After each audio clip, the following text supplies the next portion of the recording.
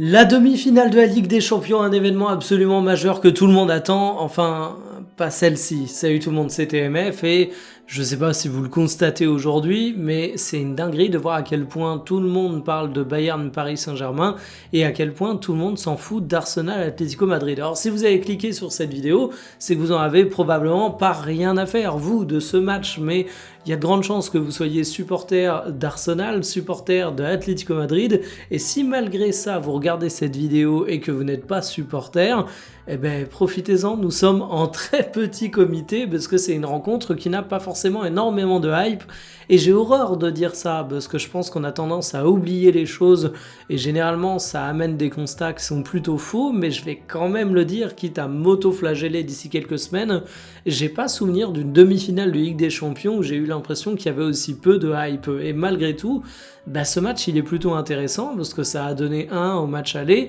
parce que tout peut être renversé et en fait mon interrogation moi va se porter sur un truc assez simple. Est-ce que l'Atlético Madrid est toujours autant un tombeur de géants et directement lié à cette réputation de l'Atlético Madrid? Est-ce qu'Arsenal est vraiment le grand favori? Alors sur le papier on va voir qu'il n'y a pas trop débat, mais c'est dans les faits que ça va devenir intéressant. Je vais vous donner mon petit pronostic à la fin de la vidéo dans une partie sponsorisée par Winamax. Je vous montre les cotes, les pronos les plus posés. Comme d'habitude, si vous voulez vous lancer, il y a le code promo TMF10, le lien en description, ça vous donne 10 € en free bet, votre premier pari remboursé s'il est perdant jusqu'à 100 € et ça aide la chaîne. Vous aurez ma petite surprise en fin de vidéo, parce que je pense que je vais en surprendre quelques-uns. Mais d'ici là, on va analyser tout ça. Installez-vous confortablement et bienvenue pour cette nouvelle vidéo Talk My Football.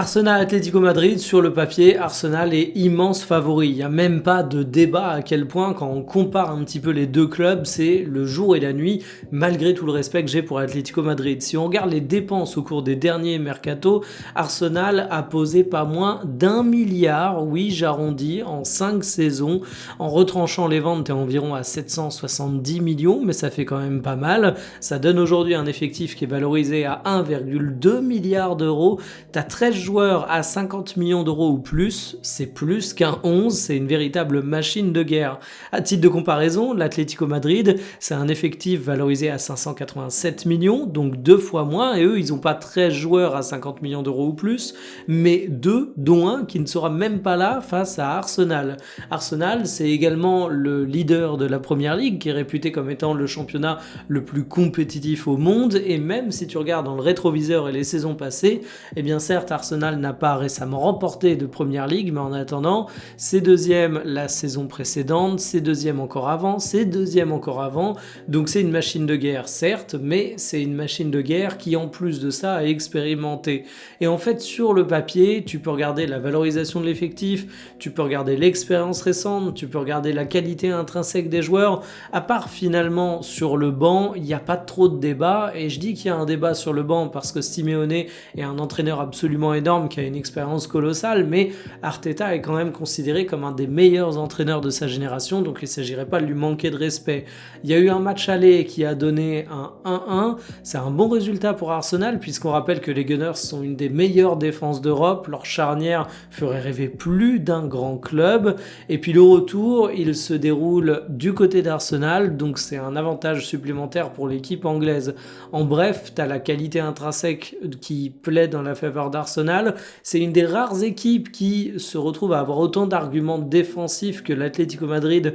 donc qui n'a pas forcément de préjudice à pas avoir pris un avantage au cours du match aller. Bref, sur le papier, Arsenal est immense favori, j'irai pas contester ça. Sur le papier, Arsenal est immense favori en Coupe d'Europe par rapport à l'Atlético, mais est-ce qu'il y a un monde où l'Atlético s'est réellement déjà retrouvé favori d'une telle rencontre? Alors évidemment, vous allez pouvoir me sortir des matchs pétés, mais l'histoire de l'Atlético, c'est aussi d'avoir réussi à faire de grands résultats face à des géants européens. Si on regarde dans les livres d'histoire, il n'y a pas besoin d'aller chercher bien longtemps pour trouver une situation où l'Atlético a fait tomber un géant de Première Ligue, c'était face à Liverpool. On remonte en 2020, ils se sont qualifiés. Alors, il y avait quand même 2-0 chez les Reds avant les dernières minutes de jeu, donc tu pouvais te dire que c'était plié d'avance, et malgré tout, l'Atlético a fait sa magie. La magie de l'Atlético, je la revois également en 2023, où là, c'est un match de Liga, donc il n'y a pas forcément de scénario de qualification directe, d'élimination, mais tu l'emportes 3-1 face au Real Madrid, un Real Madrid qui venait de recruter Jude Bellingham, qui était en pleine forme, et souvenez-vous de la première saison du Jude, il enchaînait les buts comme pas possible, et l'Atlético va chercher un résultat avec un Alvaro Morata qui marque un doublé, comme quoi on peut s'attendre à tout.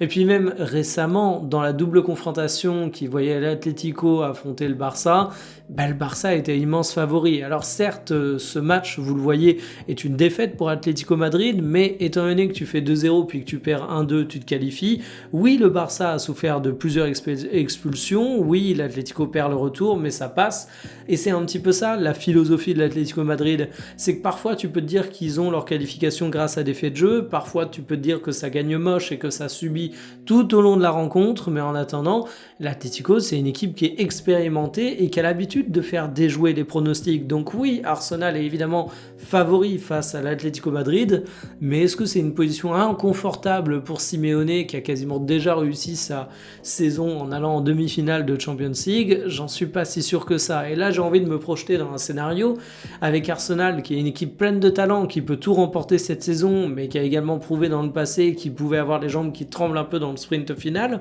Admettons qu'il y a un but de raccro absolument dégueulasse contre le cours du jeu, qui est inscrit par l'Atlético Madrid au bout de 10 minutes de jeu seulement. On a beau jouer à Arsenal, on a beau avoir une équipe des Gunners qui est sur le papier favori, est-ce que ça retourne pas complètement la situation à vos yeux? En fait, j'ai quand même l'impression que l'Atlético, c'est le miroir inverse de Arsenal, c'est-à-dire que c'est une équipe qui est souvent décrite comme étant extrêmement forte mentalement, et oui, ils ont perdu le match retour face au Barça, oui, même en Coupe du Roi, ils ont failli se faire remonter, mais vous connaissez la conclusion dans les deux cas, l'Atlético a tremblé, l'Atlético a souffert, mais l'Atlético a réussi à passer. Ça ne veut pas dire qu'Arsenal est un outsider dans cette rencontre, mais ça veut quand même dire que par rapport à l'écart abyssal que tu as sur le papier,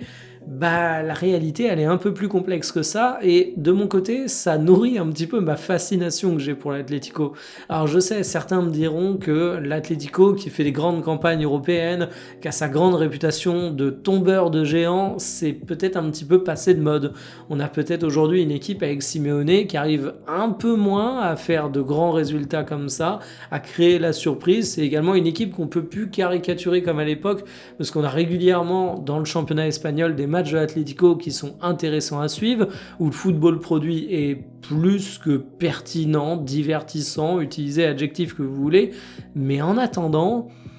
moi je reste persuadé que l'Atlético ils peuvent toujours faire ça face à Arsenal, et que le cholisme n'est pas mort comme on dit parfois. Alors justement, je suis persuadé que le cholisme n'est pas mort. Qu'est-ce que ça donne en termes de pronostics? Je vous remonte les codes dans une partie sponsorisée par Winamax. Vous vous rendez compte que oui, de toute façon, évidemment, c'est Arsenal qui est favori pour le résultat. Une cote à 1,60. L'Atlético à 5 pour la qualification également. Sur les pronos les plus posés, nous avons Arsenal, les deux équipes qui marquent, Gyökeres ou Alvarez en buteur. Les deux équipes qui marquent sur penalty comme au match aller, il y a une cote à 30. Donc voilà, je pose ça là, mais les types de buts d'une équipe, on a le penalty d'Arsenal côté à 5, le penalty de l'Atlético Madrid côté à 8, autant les deux, faut être audacieux, autant miser sur l'un ou l'autre, ça me paraît pas être le truc le plus délirant du monde, et la cote est très intéressante, mais de mon côté, je vais sur la qualif de l'Atlético Madrid à 3,25, et je vais être honnête, je suis plutôt joueur, parce que si on me demandait de miser ma vie, j'irais peut-être plus sur Arsenal, mais en attendant, j'ai envie d'y croire, j'ai envie de monter sur cet Atlético. La cote est intéressante parce que les bookmakers sentent vraiment Arsenal, et pour moi, s'il y a Arsenal très clairement favori sur le papier, si quand je vous fais le débrief du match dans le journal TMF, je vous dis Arsenal a gagné logiquement, je suis pas du tout surpris, mais petite pièce sur Atlético, pour moi ça fait sens, et pour moi c'est un match qui s'il bascule dans l'irrationalité, et l'irrationnel ça peut arriver vite en Ligue des Champions, dans un match où t'es à élimination directe, le retour c'est maintenant, t'as déjà eu le match aller, donc là finalement c'est comme si tu faisais une finale où il y avait 0-0, vu qu'il y a eu 1-1 et qu'il n'y a plus de but à l'extérieur, c'est vraiment le genre de scénario où ça peut très vite partir en cacahuète, et si ça part en cacahuète, je fais plutôt confiance en Simeone. Donc voilà, me tombez pas dessus si Arsenal passe, mais j'ai envie d'y croire. Enfin envie, je sais pas, il n'y a pas un club que je supporte plus que l'autre, mais je me méfie de Simeone, toujours. Sur ce, je vous dis à demain pour une prochaine, salut.